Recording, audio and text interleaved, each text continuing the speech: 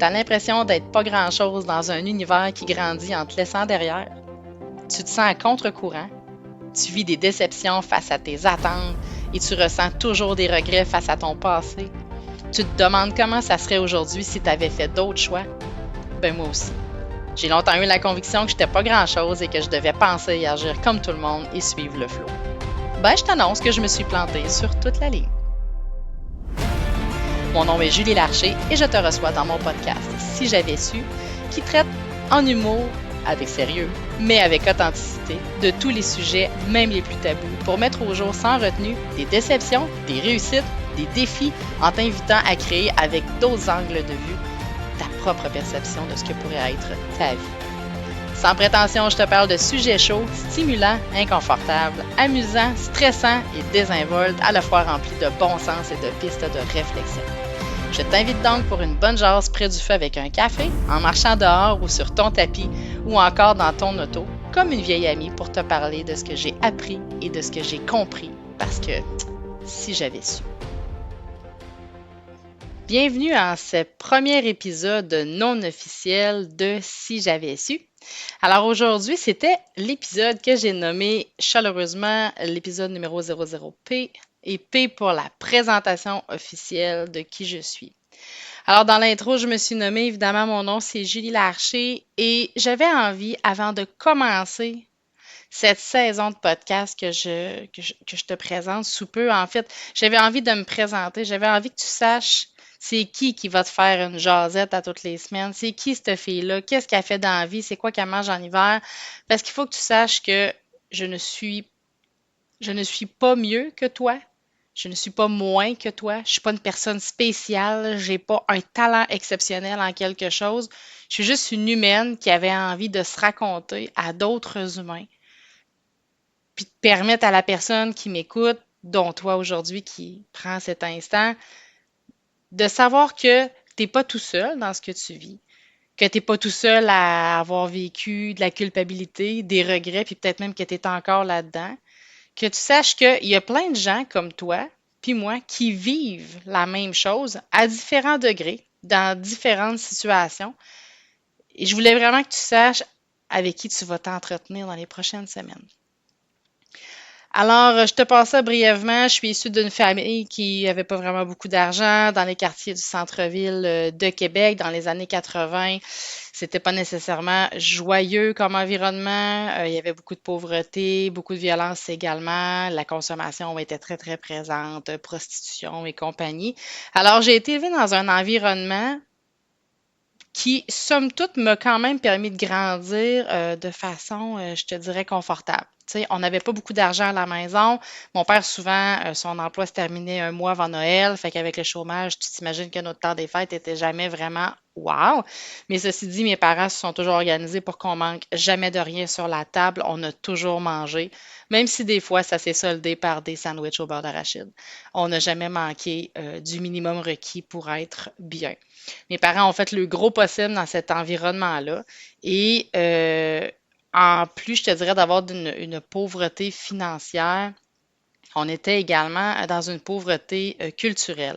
C'est-à-dire que la culture générale, c'est quelque chose qui ne faisait pas partie des valeurs familiales. Donc, j'apprenais de l'information à l'école, dans le cadre, exemple, de l'histoire ou économie familiale, ou bon, si tu es de la génération là, qui est née dans les années 80, bon, on avait ces matières-là, on avait la religion également. Alors, voilà, c'était le milieu dans lequel j'ai quand même gravité, je te dirais, là, toute ma jeunesse. Euh, je suis allée au secondaire, ça n'a pas été facile non plus pour moi, je ne sais pas pour toi, mais moi je suis partie d'un environnement semi-privé où est-ce que beaucoup la religion de baptiste prenait beaucoup d'espace en fait au niveau des études. Je te rassure immédiatement, j'ai pas l'intention de te convertir à quoi que ce soit et moi-même je ne suis plus dans cet environnement-là. Puis ça nous a appris quand même de très belles choses au niveau des valeurs humaines. Ceci dit, quand je me suis ramassée au secondaire 3, 4 et 5 au public, il y a eu une espèce de... Puis il y a eu une cassure, là, parce que moi, je partais d'un environnement où est-ce que les gars et les filles, on se touchait pas, où est-ce que les jupes courtes étaient interdites, les cheveux tendus, les deuxièmes trous dans les lobes d'oreilles. Alors, tu sais, tu comprends que j'ai eu vraiment une cassure, j'ai eu vraiment, à la limite, un traumatisme. Puis quand tu es adolescent, quand tu arrives à 14, 15, 16 ans, déjà que tu te cherches en tant qu'individu, ben, je t'annonce que tu te cherches aussi quand tu rentres dans une école qui est complètement différente de ce à quoi tu avais été habitué. Alors, mon secondaire, ça a brassé beaucoup. Heureusement, j'ai eu des bons amis, j'ai été bien entourée, puis j'ai pas eu l'espèce d'ouverture de plonger dans la drogue et tout ça. Donc, ça, de moi, de mon côté, c'est quelque chose qui fait pas partie de mon vécu. Comme tout le monde, j'ai essayé des trucs, mais écoute, je suis pas restée du tout dans ça. C'est un environnement qui me plaisait pas. Alors, de ce côté-là, ça a quand même bien été au niveau, au niveau des relations au secondaire et tout ça. Puis bon. Alors, dans la famille, on était juste deux enfants, donc il y a moi et mon frère qui est mon Benjamin, en fait, d'un petit peu plus de 2 ans. Euh, Quand je suis sortie du secondaire, moi, mon idée, c'est que je m'en allais en médecine. Ouais, t'as bien compris. Je m'en allais en médecine. Moi, je m'en allais faire de la chirurgie esthétique pour les gens qui vivaient des accidents de voiture, par exemple, ou qui se faisaient défigurer ou qui naissaient avec une anomalie physique. Moi, mon objectif, c'était de rendre la vie de ces gens-là plus facile quand ils se regardent dans le miroir. Évidemment, ça n'a pas été long au cégep que je me suis rendu compte que j'avais pas le goût de passer les 15 prochaines années de ma vie dans un sous-sol à étudier et à mettre de côté ce qui me plaisait. Moi, j'étais une fille qui était artistique. J'ai été élevée dans un environnement où est-ce qu'on allait à la pêche, on allait à la chasse, on allait trapper. Donc, tu comprends que oui, l'effort, j'aurais pu le mettre, mais étant donné que ça me privait de beaucoup de choses, ben j'ai fait ce choix-là. J'ai fait ce choix-là. Et puis ça m'a amené en fait euh, à aller faire un autre choix de carrière. Puis, par le temps que je réfléchisse à ça, j'ai donné naissance à mon premier garçon à l'aube des années 2000. Donc, la vie familiale s'est installée, le mariage, la maison, chien, chat, auto, nomme-les. Alors, j'étais dans une activité plus familiale, mais là, à un moment donné, tu sais, moi, j'avais le goût de retourner sur le marché du travail. Alors, je suis allée me chercher, en fait, un cours en protection de la faune, hein, pour être guide de chasse, guide de pêche. Ça me faisait triper. J'avais le goût d'embarquer là-dedans. J'ai été élevée là-dedans. Pourquoi pas profiter du plein air de façon quotidienne? Alors, je fais ce cours-là. Là-dessus, je te rappelle que j'ai un bébé dans les bras déjà. Et ben, je me rends bien compte à la fin de mon cours que ça ne sera pas possible d'être dans le domaine. Un, parce qu'il n'y a pas beaucoup d'ouverture. Deux, parce que je suis une femme. Et trois, parce que quand tu as une vie familiale, ben, l'été, tu n'es pas là pour la pêche, puis l'automne, tu n'es pas là pour la chasse. Donc, en résumé, ça fait que tu n'es pas là souvent. Puis je lève mon chapeau à celles qui l'ont fait, tout comme les gens, exemple, je sais pas moi, si t'es militaire, tu sais, c'est quelque chose que tu as connu peut-être toi ou ta conjointe ou ton conjoint. Donc, ça fait en sorte que on fait des choix. Il n'y a pas de mauvais choix, mais moi, je n'étais pas bien avec l'idée de ne pas voir ma famille. Alors, je me suis revirée de bord. Je suis allée travailler dans plusieurs domaines. J'ai travaillé dans une crêperie. Si de la région de Québec, tu as certainement connu le fameux village des sports, donc le village Vacances Valcartier. J'ai travaillé là pendant quelques années, géré beaucoup d'employés. C'est quelque chose que j'aimais, mais à quelque part, je n'étais pas nécessairement dans l'environnement dans lequel je voulais continuer là, de graviter. Alors, je retourne à l'école une deuxième fois, toujours avec un bébé sur les bras, et un deuxième qui s'est présenté en chemin. Et puis, je vais faire mon cours en horticulture ornementale. Alors ça m'a fait une belle grande fenêtre ouverte sur des jobs dehors. Donc, j'ai travaillé pour le golf, le Grand Vallon, qui est un très beau golf. C'était golfeur. Écoute, je t'invite à aller faire un tour là-bas. La vue est imprenable, la qualité du terrain est incroyable aussi. Donc, j'ai gravité là pendant un bon moment. Ma créativité était utilisée à bon escient parce qu'évidemment, les créations florales me plaisaient beaucoup. J'ai travaillé aussi dans une serre en parallèle avec ce métier-là. Et puis finalement, mon corps a fini par me parler. Et avec mes mains, c'était plus possible pour moi de faire des mouvements répétés de façon quotidienne sans être en douleur, sans avoir les mains enflées. Puis à un moment donné, ben, il faut que tu te fasses une raison parce que je me disais, hey, je peux pas croire qu'à 35, 40 ans, je vais avoir les mains scrap, tu sais. Je suis une fille manuelle, certes, mais j'ai aussi, tu sais, je suis une fille qui est artistique, donc j'aime ça dessiner, j'aime ça peindre, j'aime ça me servir de mes mains. Donc pour moi, c'était comme inconcevable de continuer dans ce métier-là et de me dire, je vais avoir les mains finies à 40 ans, je pourrais plus les utiliser. Alors, même si j'étais dans le déni dans les dernières années, j'ai pas eu le choix et bon, j'ai changé de place. Et là, c'est très difficile parce que à ce moment-là, moi, toutes les aptitudes que j'ai, ça concerne le dehors. Ça concerne les pelles, les bêches, ça concerne la chasse, la pêche. Je suis pas une fille de bureau en partant, là. C'était clair pour moi que j'étais pas une fille de bureau. Fait que je me suis un peu perdue dans les métiers parce que je me retrouvais pas, je retrouvais pas la possibilité d'utiliser ma créativité. J'ai été travailleuse de rue, j'ai travaillé dans une entreprise après sinistre, bon, vider des maisons incendiées, tout ça. J'ai trippé, j'étais allée en immobilier, j'ai encore des choses qui me plaisaient, mais sans jamais être capable de vraiment trouver ma place. J'ai travaillé pour une municipalité également, donc c'était plus des travaux dehors. Et évidemment, bon, les douleurs se sont représentées. Alors le signal final, c'est oublie ça le travail dehors, ma belle, tu peux plus. Puis je te cacherai pas que ça m'a mis en maudit, puis que j'avais aussi des regrets d'avoir attendu si longtemps avant d'écouter mes mains. Donc, ça fait partie ça aussi de mon parcours. Et puis finalement, ben, j'ai atterri dans une entreprise d'assurance. Je travaille pour une bannière et à ce jour, je suis encore, je te dirais, dans cet environnement-là. Alors, j'ai été chercher tous mes permis pour l'AMF et tout. Là, si tu connais l'assurance un peu, là, bon, l'autorité des marchés financiers, là, c'est quelque chose qui est comme obligatoire quand tu travailles dans le domaine. Alors là-dessus, ben, depuis mars 2023, j'ai fait mon cursus, je termine ça sous peu. Alors, ça, c'est un peu mon parcours, je te dirais, professionnel. Et à travers tout ça, en 2015, j'ai divorcé. Et oui, j'ai fait partie aussi des gens qui ont eu besoin de passer par cet écueil-là, par cette épreuve-là. Donc, il y a eu séparation, divorce, ajustement familial. Euh, Heureusement pour moi, j'ai croisé un homme extraordinaire avec qui j'ai reconstruit ma vie, puis qu'on a reconstitué là, notre famille ensemble. Alors, tu sais, ça, de ce côté-là, moi, je considère avoir été quand même bénie. C'est une façon de parler, évidemment. Donc, la vie était bonne pour moi à ce niveau-là. Et en octobre 2022, euh, j'avais déjà dans la tête d'écrire un livre, OK? J'avais déjà manifesté cette envie-là. J'avais même déjà écrit quelque chose quand j'avais comme 15, 16 ans, là, un petit roman, là, tu sais, je me suis fait plaisir, je voulais faire plaisir à mon père également, donc j'avais écrit un petit quelque chose, là, tu sais, qui aujourd'hui me fait sourire quand je le regarde parce qu'on je suis pas du tout dans la même posture, donc ça me fait sourire. Et en octobre 2022, j'avais le goût de repartir sur ce chemin-là à travers tout ce que j'étais en train d'entreprendre au niveau de ma formation en assurance. J'étais autodidacte à ce moment-là. Donc, j'ai fini par trouver une formation qui me plaisait, à la hauteur de ce que moi je cherchais, dans les valeurs que moi j'avais, parce que des formations en écriture, il y en a toutes sortes. Il n'y en a pas une qui est moins bonne ou meilleure que les autres, mais il faut que ça te colle à la peau. Puis moi, dans mon cas, c'est le gardien de phare qui m'a permis en fait de sauter dans le bain et de dire OK, go, c'est maintenant. Alors, je suis la formation et à travers ça, il y a évidemment là, tout le cursus que j'entame. Et le 1er janvier 2023, je commence à coucher les mots de mon premier roman qui s'intitule Saran et le vœu du phénix, l'envol de l'effraie. C'est un roman d'inspiration. J'aurai peut-être la chance de t'en reparler là, un peu plus tard. Et j'écris tout ça. 1er janvier 2023, je commence ça. Puis 23 mars 2023, je termine.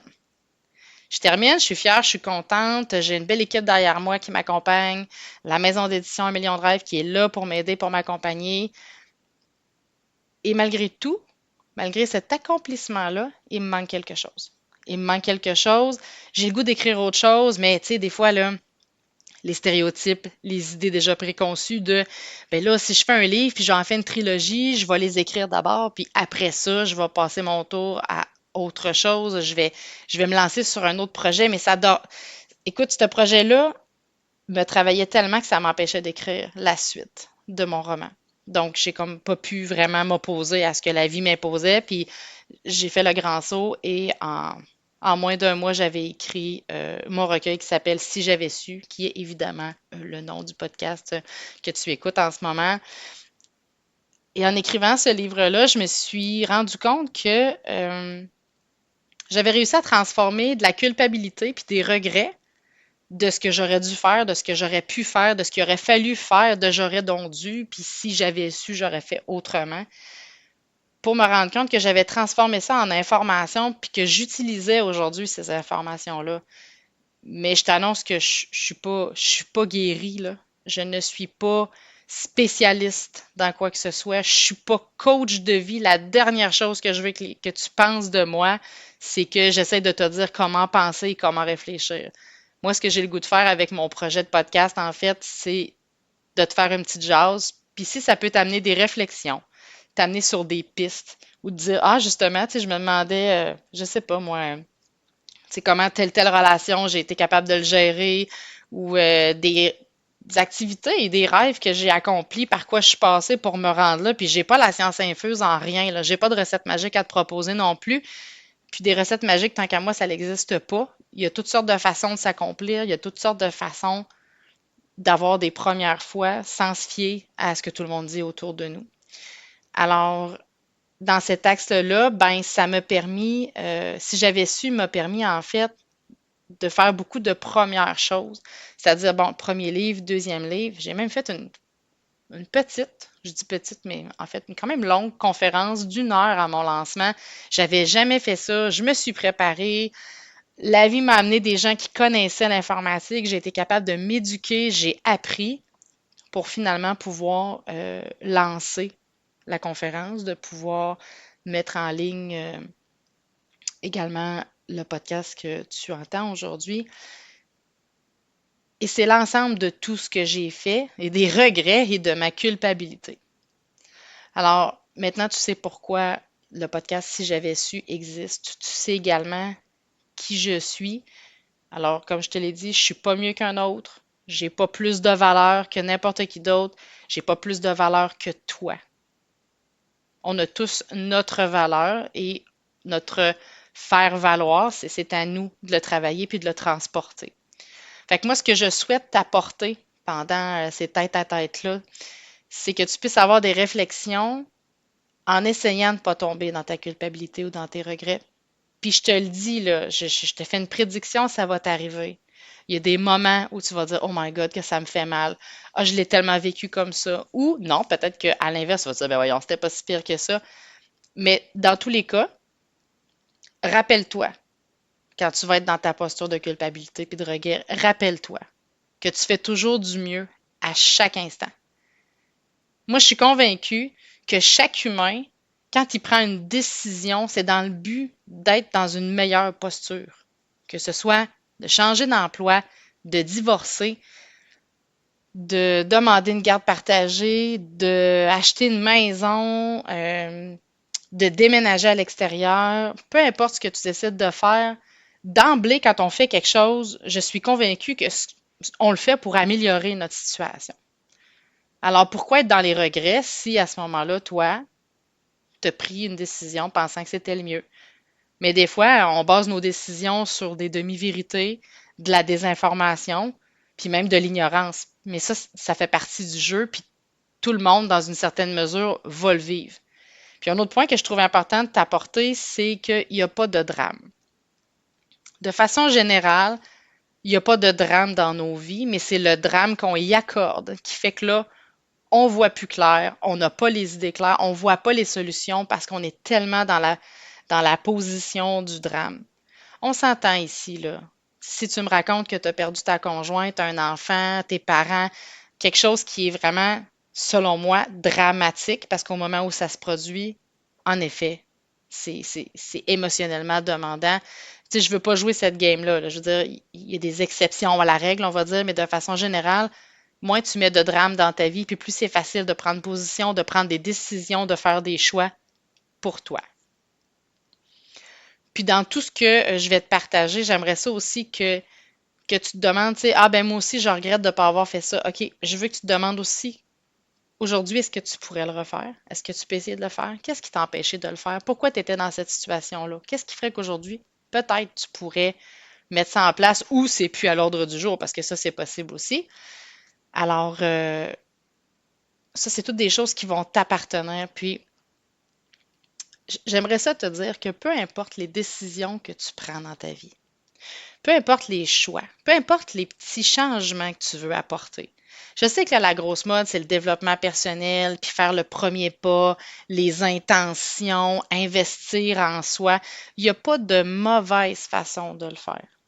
Moi, j'ai découvert que quand je voulais vraiment me lancer sur quelque chose qui me concerne moi, un projet, que ce soit parce que je veux gérer mon poids, parce que j'ai des conflits familiaux, parce que, j'ai décidé que moi, j'en parlais plus.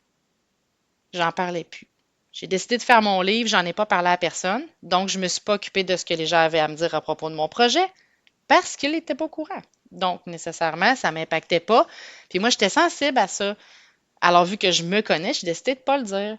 Quand j'ai entamé ma perte de poids, j'ai pas dit à personne ce que j'allais faire puis comment j'allais le faire. Et ça m'a permis de me protéger un peu, justement pour pas être sensible aux commentaires des autres, parce qu'il y a toujours quelqu'un qui va avoir de quoi dire sur ce que tu fais. Ça, c'est clair, net et précis. Alors, j'espère que ça te donne envie de revenir me voir au prochain épisode. J'espère aussi que ça te confirme que tu parles pas à une tête en l'air. En fait, que c'est pas une tête en l'air qui te parle, que c'est pas quelqu'un qui se prend pour un autre, que c'est pas quelqu'un qui va prétendre avoir des solutions inébranlables, mais vraiment juste une humaine qui parle à un humain puis qui souhaite t'apporter du bon. Et si jamais il y a des choses qui te brassent, parce que ça se peut que ça te shake des fois, ça se peut que ça t'amène des frustrations, puis dire, c'est qu'elle dit là, elle. Dans tous les cas, c'est pas grave. Reste dans la position de pourquoi ça me fatigue, cette affaire-là, pourquoi ça me fait de la peine, pourquoi est-ce que ça m'amène dans des résistances, pourquoi est-ce que ça me fait suer, pour rester poli. C'est pas grave s'il y a des choses qui te conviennent pas, tu peux écouter, puis juste rester à l'extérieur si ça te convient pas, puis revenir après en toi puis te demander pourquoi ça me brasse. Généralement, quand ça nous brasse, c'est parce qu'on a des trucs de pas régler. Souvent, c'est très, très proche de la vérité, mais on veut pas se l'admettre. Puis dans tous les cas, sais-tu quoi? Il n'y a pas de drame. C'est pas grave. On a toutes des résistances, je te l'ai dit, je suis pas guérie. J'ai loin d'avoir des compétences en coaching de vie et compagnie, puis loin de moi l'idée de te dire comment gérer ce que tu as à gérer. Alors, j'espère avoir la chance de te reparler au prochain épisode. Et parlant du prochain épisode, on va parler du premier pilier. Alors, sur ce, je te fais un immense câlin en te souhaitant vraiment une bonne route puis un regard neuf en lien avec ta vie sur les prochains épisodes de Si j'avais su. Ciao, ciao!